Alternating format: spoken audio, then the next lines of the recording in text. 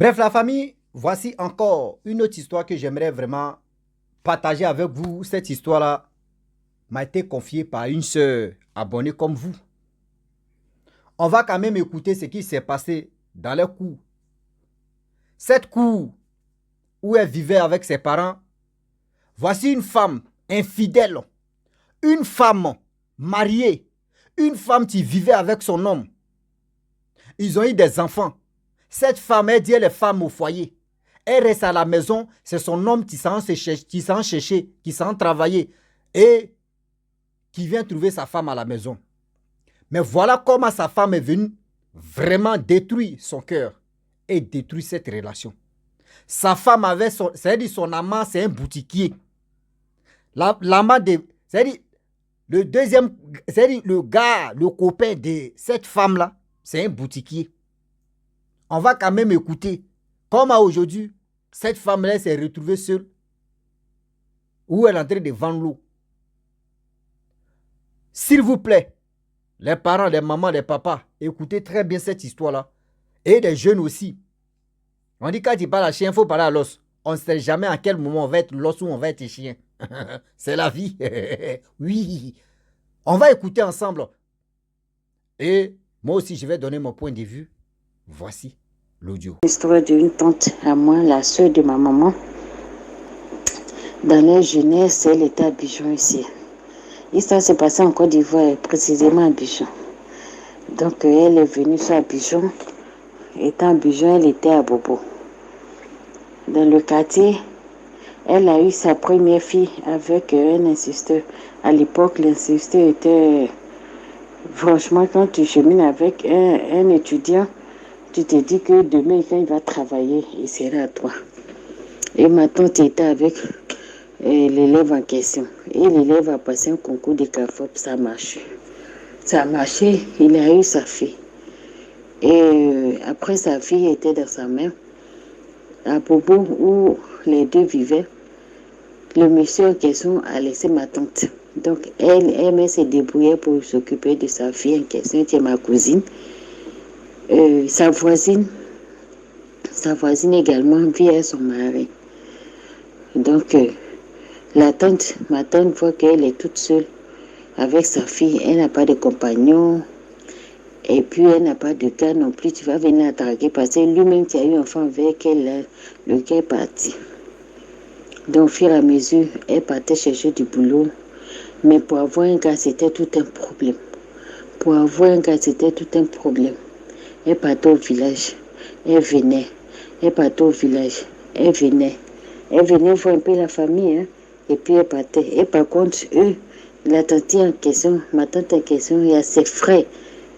Il y a ses grands frères qui sont bien placés, qui travaillent au port. Mais comme on dit de nos jours, on ne compte pas sur quelqu'un. Elle voulait s'envoler par ses propres ailes. Donc, voilà que un jour, ma tante en question, elle a l'habitude d'aller au marché avec sa voisine. Sa voisine qui est sa complice, où les deux partagent tout, les deux se disent tout. Et elle est partie accompagner la voisine. Arrivé à ce moment, ma tante, elle ne va plus au marché avec sa voisine en question. Jusqu'à un moment, il y a les jours où elle va au marché, et les jours où elle ne va pas au marché. Il y a les jours où elle va au marché, et les jours où elle ne va pas au marché. Jusqu'au fil du temps, sa voisine se disait, mais il y a quoi? Et puis il y a les jours où tu es contente, tu vas au marché avec moi. Elle dit, non, il n'y a rien. Juste parce que je n'ai pas envie d'aller au marché et tout et tout. En tout cas, elle trouve toujours une prétexte à ne pas aller au marché avec sa voisine en question, ma tante. Donc c'est comme ça, les autres voisines qui étaient là, ils ont remarqué que, vous savez qu'en Afrique, là, même quand tu fais un popo, là, le caca où tu as fait, là, on sait que c'est ton caca. Quel que soit l'alpha, tu vas te cacher pour faire un sale boulot. Mais un bon jour, là, Dieu va quitter derrière toi et puis ils vont t'attraper. Déjà, ma tante ne partait pas au marché avec sa voisine. Quand elle ne va pas au marché avec sa voisine, dès que sa voisine va au marché, elle rentre dans la chambre de sa voisine et puis elle s'en va mourir avec son mari. Donc c'est comme ça, et elle faisait ma tante. Elle faisait, elle faisait, elle faisait. Sa voisine n'attrapait pas parce qu'elle sait sa voisine va revenir. Donc ils se sont fait amour pressé sans caresse. Voilà, quand on dit amour pressé sans caresse, il n'y a pas à faire de caresser dedans. Tu fais vite fait, puis chacun se cherche. Donc c'est comme ça ils avaient l'habitude de faire. Jusqu'à un jour, entre eux, les voisines, ils ont remarqué que quand ma tante ne va pas au marché, elle est dans la chambre de la voisine et pourtant la voisine est partie au marché. Donc, quand la voisine vient, elle dit ta collègue, ta voisine en question que vous partez au marché, est-ce que tu la connais bien? Elle dit oui, c'est une soeur à moi. C'est ma conseillère. En tout cas, je peux dire qu'on est quitté du même ventre. Il dit affaire où nous on voit là, il faut bien ouvrir les yeux. Hein, parce que moi, je ne veux pas te dire voilà ce que j'ai vu. Mais il faut bien ouvrir tes yeux. Nous, on te prévient pour ne pas que tu pleures dans la cour. Et la voisine a soufflé ça à la voisine de ma tante en question. Ma tante, elle ne savait pas. De toute façon, même si quelqu'un est dans sa douche, dans sa chambre, et qu'il voit que quelqu'un rentre chez la voisine en sortant, parce que dès qu'elle finit de mourir avec son mari en sortant, elle se cache comme si elle est partie voler quelque chose. Donc c'est comme ça qu'elle faisait. Donc les gens la voyaient à travers les fenêtres, mais elle ne savait pas que les gens l'ont vue. Et quand les voisines ont soufflé, les autres voisines ont soufflé à la dame, qu'il faut faire attention. Ta voisine, quand tu n'es pas là, le jour ne va pas marcher avec toi. J'ai l'impression que elle va dans ta chambre là-bas, elle rentre dans ta maison et pourtant tu n'es pas là, c'est ton mari ce qui est là. Mais je ne sais pas c'est quoi, elle s'en va chercher là-bas. Quand elle vient, elle veut sortir, elle se cache comme si elle est partie voler quelque chose. Mais on voit rien dans sa main, mais il faut faire attention. Je crois qu'il y a des choses qui se passent entre elle et ton mari. Sa voisine s'est dit que ma tante ne peut pas lui trahir par rapport à ces gens d'amitié en question. Et ainsi de suite, les deux vont au marché. Mais sa voisine a commencé à se méfier de ma tante. Au fur et à mesure, quand les deux décident d'aller au marché, les deux causent, mais chacun se méfie de son ami parce qu'elle a pris. Ma tante aussi ne savait pas qu'elle a pris. Donc, dans leur causerie, la voisine dit à ma tante que son mari était là. Le jour où elle voit une femme derrière son mari, ce jour-là même, cette femme-là va voir de quoi elle est capable. Donc ma tante, elle a entendu, elle dit, mais toi aussi ma soeur, pourquoi tu peux dire ça? C'est un homme de toutes les façons. Tu ne peux pas lui dire que voilà. Donc il faut laisser tomber. Il dit, moi j'ai prévenu, l'essentiel, il n'est pas encore attrapé, parce qu'il sait que mon mari est sérieux, il est fidèle. Et c'est ainsi de suite, les deux partent au marché, les deux causaient, souvent mais les deux préparent ensemble, ils sont comme les jumelles, elles sont comme les jumelles quoi. Donc, mais dans des jumelles où il y a trahison, c'est là ça va chauffer. Donc, un jour, la tante, puisque les voisins lui ont soufflé que le jour où ma tante ne va pas au marché avec elle, elle n'a qu'à faire comme si elle s'en va au marché. Mais elle n'a qu'à aller se cacher quelque part à 5-10 minutes. Là. Elle n'a qu'à rentrer à la maison. Attends, je vais expliquer deuxième partie.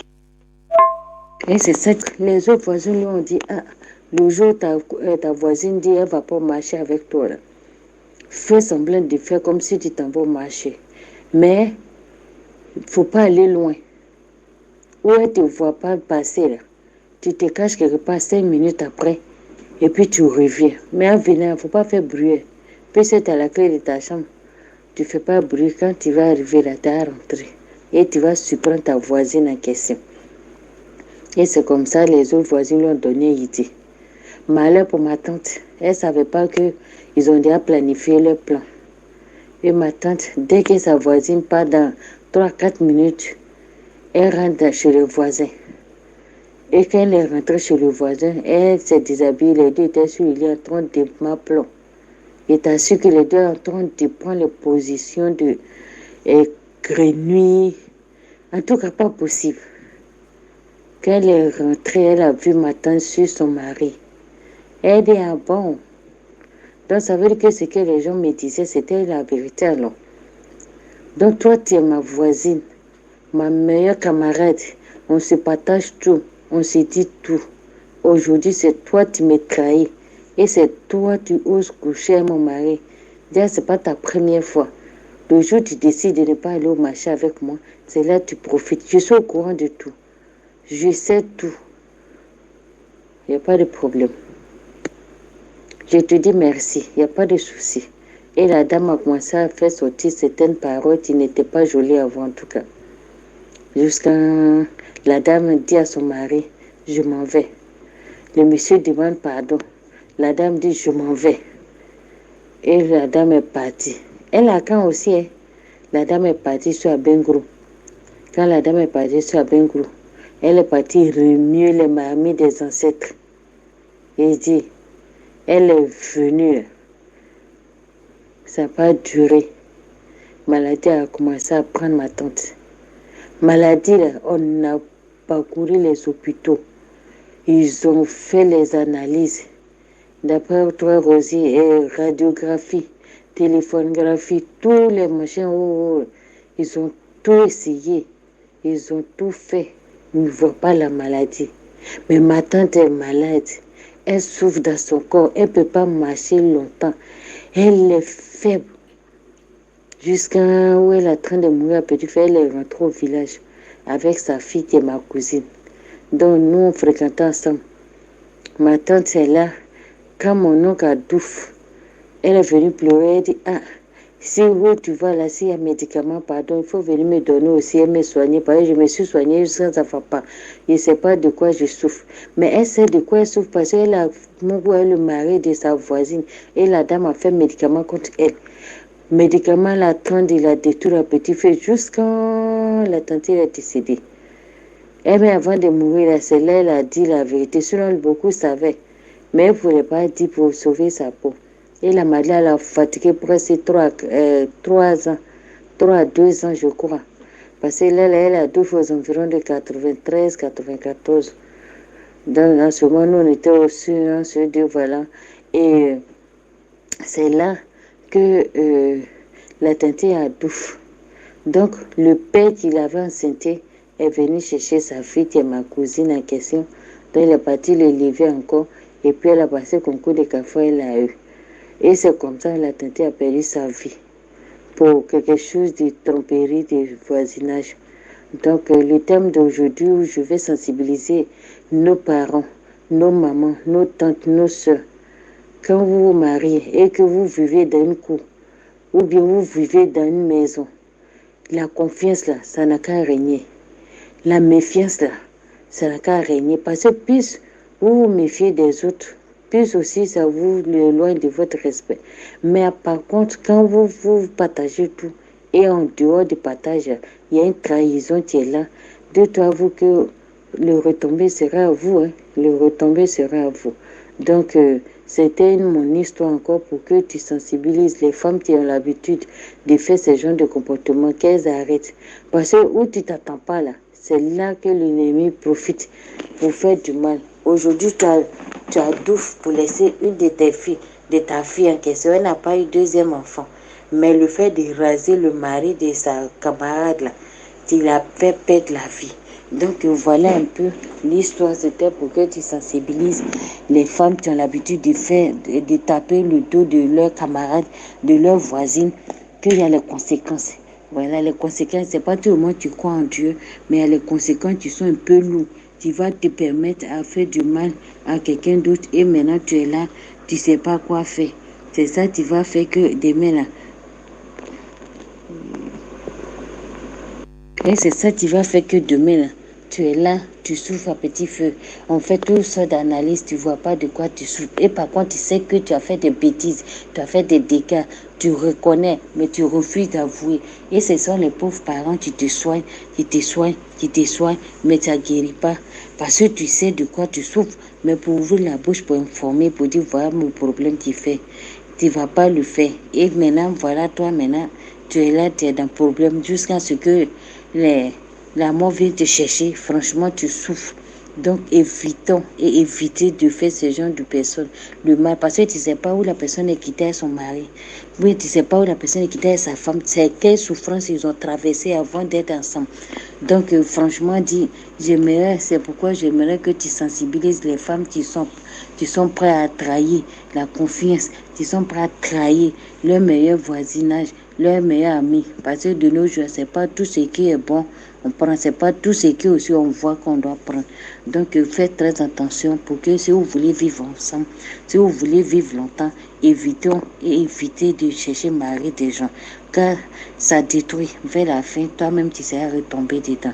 Donc, voilà un peu mon deuxième histoire qui s'est passée en Côte d'Ivoire précisément. Merci et puis bonne émission à vous tous. Bref, la famille, nous tous, on a écouté ensemble ce que la jeune sœur a dit. Je pense qu'on a eu des oreilles pour mieux écouter. Vous voyez des choses comme ça, vraiment, j'ai dit, ce que tu n'as pas encore vu, ce que tu n'as pas encore vécu. Si quelqu'un d'autre a déjà traversé ça, et la personne vient parler de ça ou témoigner de ça, mon frère, caresse ta bouche, écoute bien. Écoute bien. Il y a un proverbe qui dit, quand tu vois il y a un feu dans la maison de ton voisin, ne te moque pas de lui. Va, tu vas le soutenir. Demain là, ce feu-là peut venir chez toi aussi. C'est-à-dire, si tu as un problème, ton voisin peut te sauver. Ton voisin, c'est ton premier. C'est-à-dire, c'est tes parents d'abord. Voici comment la femme a détruit sa vie comme ça. Aujourd'hui, si elle avait dit non que oui, je suis femme au foyer, je vais vendre l'eau. Je vais vendre l'eau, au moins j'ai gagné un peu. Là, au moins, si mon mari me donne un peu d'argent, je peux compléter. Voici aujourd'hui, tu as perdu ton mari. Tes enfants sont chez ton mari. Toi, maintenant, tu es un nouveau-né. Tu penses que celui aussi qu'ils ont ni là, que son mari a, c'est-à-dire ton ex-mari là, on ni là. Tu penses que lui là va te prendre au sérieux? Lui, mais il va dire, ah bon, toi, mais tu n'es pas une femme de... C'est-à-dire, toi, on ne peut pas te mettre dans le foyer. Toi, on ne peut pas te mettre dans le foyer. C'est la partie là où on voit que l'homme est ingrat. L'homme sait que tu es marié. Hein. Il va essayer de te mougou. Grossesse vient là. Le juge s'appelle seulement là. Il te dit, Damaï, tu étais facile envers moi là. Si tu te mets dans le foyer là. Toi aussi, tu as me niqué. C'est là que tu vois que garçon, on est ingrat. C'est là que tu vois que garçon, nous, on est ingrat. C'est la partie du fulbe là. C'est là qu'on comprend que si tu as pris, tu as pris. La famille, je ne vais pas trop parler dans cette histoire-là. Chacun de vous doit donner son point de vue. Et aussi, je vous dis, abonnez-vous, likez, envoyez vos histoires pour que nous tous aussi, on puisse mieux comprendre. Cette histoire-là, je pense que les mamans qui ont des gars au goût, gars, qui sont un peu, voilà, s'il vous plaît, brisez ce lien-là. Toujours pour le voleur, un jour pour le propriétaire. Ils vont te job, ils vont te rejob. Tu es au courant. Tu as lu l'heure, tu as dit, Seigneur, qu'est-ce qui se passe? Donc, je m'arrête là. Je vous dis à très bientôt. Abonne-toi, like, commente.